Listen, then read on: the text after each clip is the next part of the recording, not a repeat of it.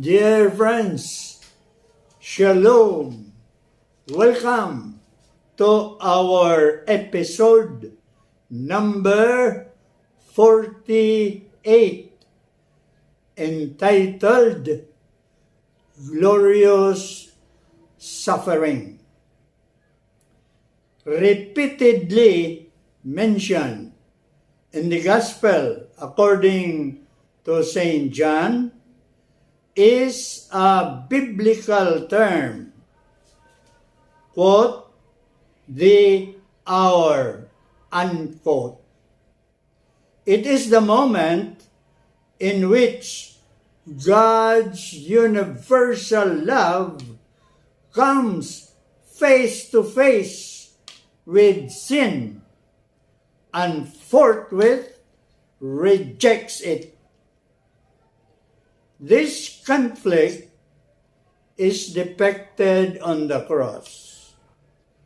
The words of Christ were in accordance with his deeds, and vice versa, thereby bringing him into conflict with the powers of the world. The cross also seals a new covenant of love, a covenant that expresses both the belongingness of people to God and of God to the people. The cross thus represents the free and total surrender of love, the hour in which a seed dies but bears more fruit.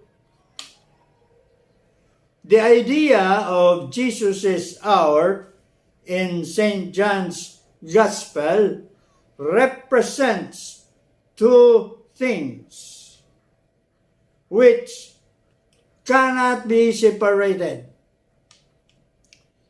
glory and suffering.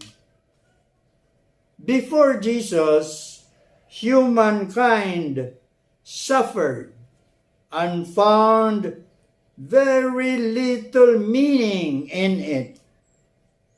But with Jesus' coming and his passion and death, however, the human condition of a seemingly absurd and meaningless life of suffering is finally redeemed.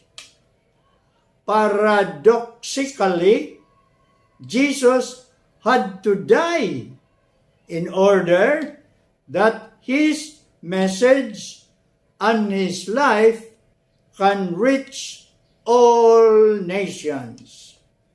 Such is the paradox of the cross, which can be clearly illustrated in both nature and human life. Thus, the seed must die, and in order to be fruitful. And man's true life is achieved only via sacrifice, and a life of service is a life of true glory.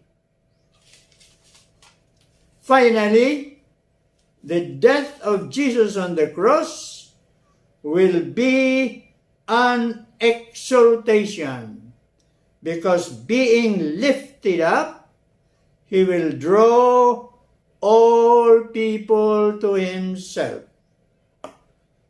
A common expression, Valley of Tears, connotes a lifelong litany of misery and pain. But from then on, we do not suffer alone. For Christ will always be there to be with us. This also gives assurance that with Jesus, no suffering will ever be in vain. Thank you for watching. Shalom.